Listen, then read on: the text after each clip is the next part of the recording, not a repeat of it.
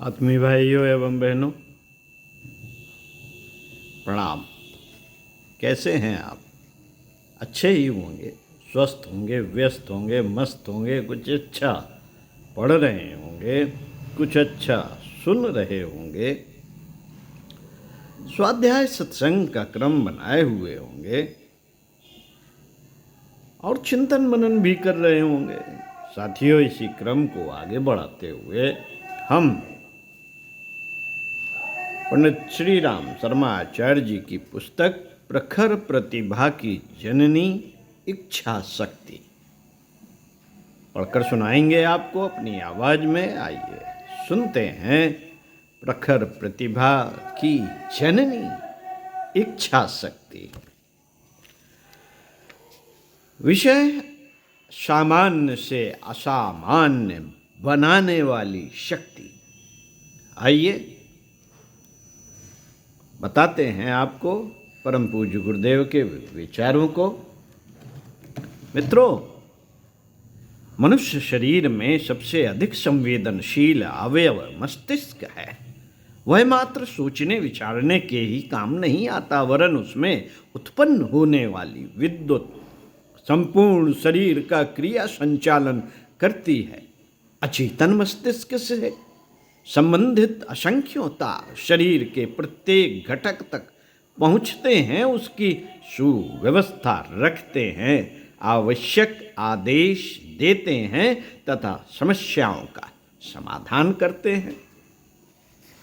यह शरीर चर्चा की बात हुई। इसके अतिरिक्त सचेतन भाग द्वारा विभिन्न आवश्यकताओं की पूर्ति के लिए मन और बुद्धि द्वारा निर्णय किए जाते हैं और उनकी पूर्ति के लिए योजना बनाने और कार्यान्वित करने का उत्तरदायित्व उठाया जाता है। इसके प्रखर होने पर ही मनुष्य प्रतिभावान बनता है और अनेक सफलताएं अर्जित करता है। बाह्य मस्तिष्क का स्तर मंद होने पर मनुष्य मूर्ख कहलाता है और उसका चिंतन अटपटा रहता है। मित्रों, जीवन के हर क्षेत्र को मस्तिष्क पर प्रभावित करता है और उसके स्तर के अनुरूप शारीरिक स्वास्थ्य में उतार चढ़ाव आते रहते हैं।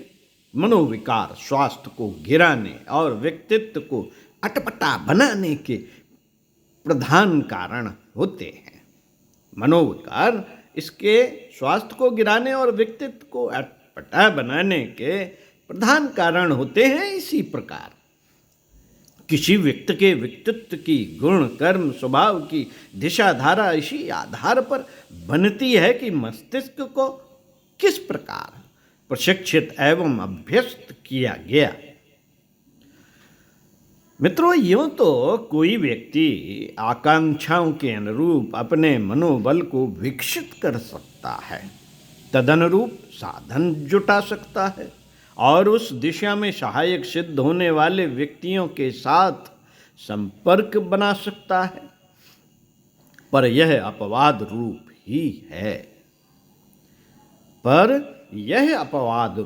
ही होता है और साथ ही सहयोगी कुटुंबी जिस मार्ग पर चलते हैं उसी का अनुकरण होने लगता है। सत्संग की तुलना में स्वाध्याय प्रभावशाली होता है यदि उन्नतशील बनने वाले तथ्यों से भरा पूरा साहित्य मिलता रहे और उसमें प्रस्तुत किए गए विवेकपूर्ण तथ्यों को विवेकपूर्वक अपनाया जाता रहे तो भी संवेदनशील मस्तिष्क उसी प्रकार के ढांचे में ढलने लगते हैं जैसे कि वातावरण प्रभावित करता है। प्रकृति भी ऋतुओं के वय के अनुरूप मनुष्य में कई परिवर्तन करती रहती है। काम वासना, मनोरंजन के लिए उमंग यों हार्मोन से संबंधित है, किंतु संचित संस्कार भी भले बुरे कामों के लिए उत्साह प्रदान करते हैं। मस्तिष्क माता के गुण कर्मों से अत्यधिक प्रभावित होता है। मस्तिष्क माता के गुण कर्मों से अत्यधिक प्रभावित होता है, इसलिए कहा जाता है कि सुसंतति प्राप्त करने की आकांक्षा की पूर्ति के लिए जननी का स्तर ऊंचा उठाया जाना चाहिए। उसके स्वास्थ्य शिक्षण के अतिरिक्त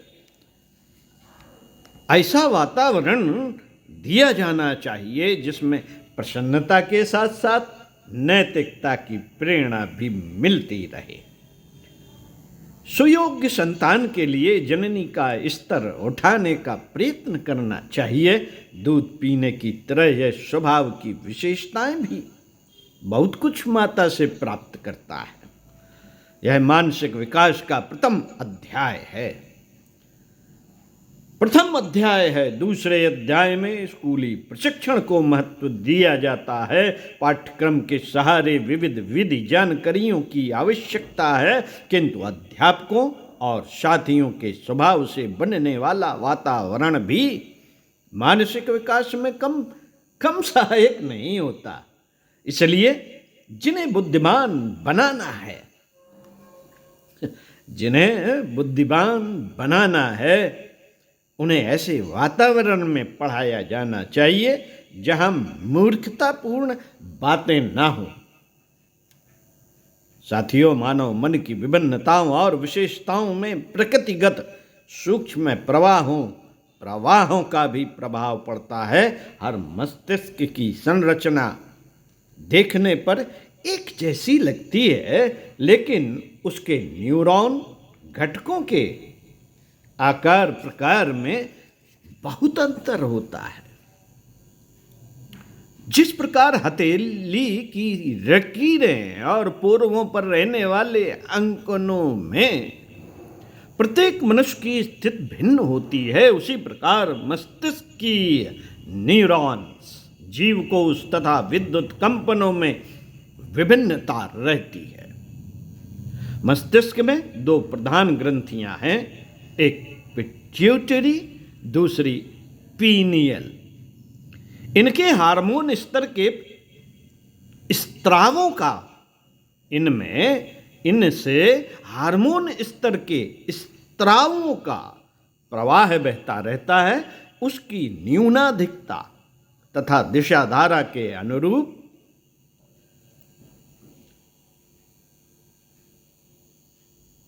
मनुष्य की अभिरुचि तथा प्रतिभा प्रवाहित होती है।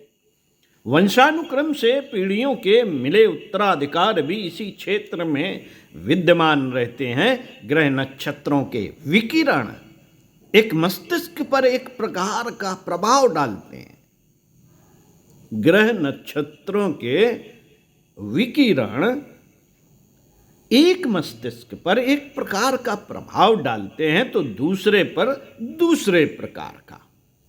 ऐसे ही अनेक कारणों को देखते हुए लगता है कि मस्तिष्क एक प्रकृतिगत देन है और उसी आधार पर मनुष्य मूर्ख या बुद्धिमान होता है।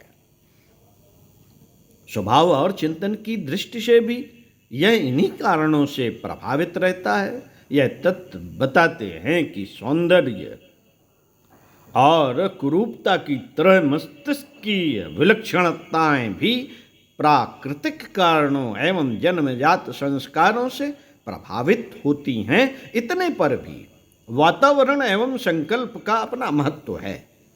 कालिदास, वरदराज आदि के उदाहरण ऐसे हैं जिनमें उनकी प्रारंभिक स्थिति देखते हुए अनुमान होता था कि ये सदा मूर्ख रहेंगे। विद्या अध्ययन में भी इन्हें सफलता न मिलेगी, पर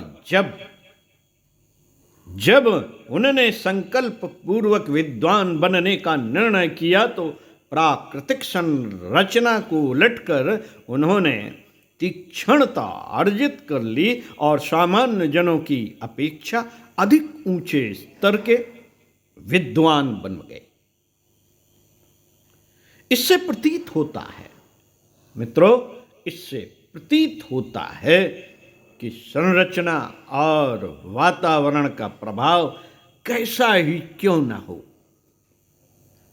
मनुष्य उसमें आश्चर्यजनक परिवर्तन कर सकता है। सुधारना ही नहीं, बिगाड़ना भी संभव है। साथियों, जिस प्रकार औषधियों का शरीर के विभिन्न अवयवों पर प्रभाव पड़ता है, उसी प्रकार संकल्प भी शरीर के ढांचे को, स्वास्थ्य को ही नहीं मानसिक क्षमता को भी प्रभावित करता है और स्वभाव तक में आश्चर्यजनक परिवर्तन लाता है।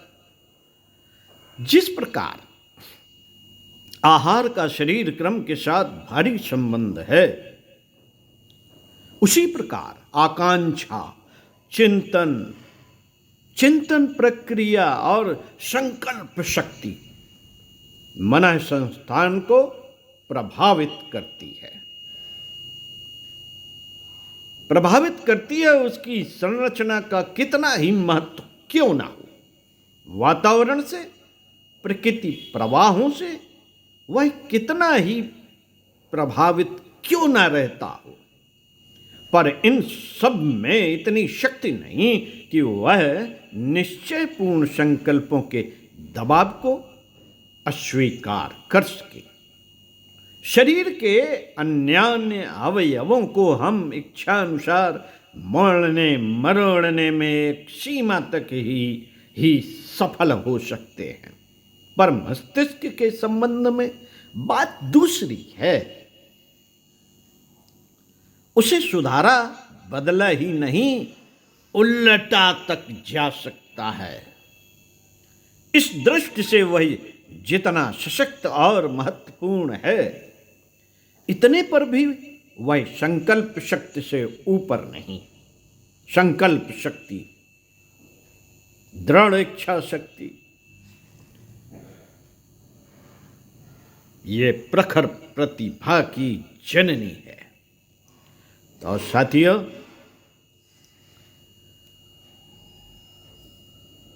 इस दृष्टि से जो जितना सशक्त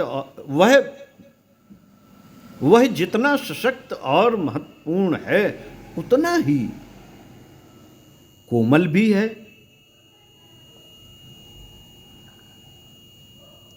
वह शरीर से सबसे ऊंचे स्थान पर अवस्थित है। ये शरीर का सबसे ऊंचा स्थान मस्तिष्क यहां पर अवस्थित है।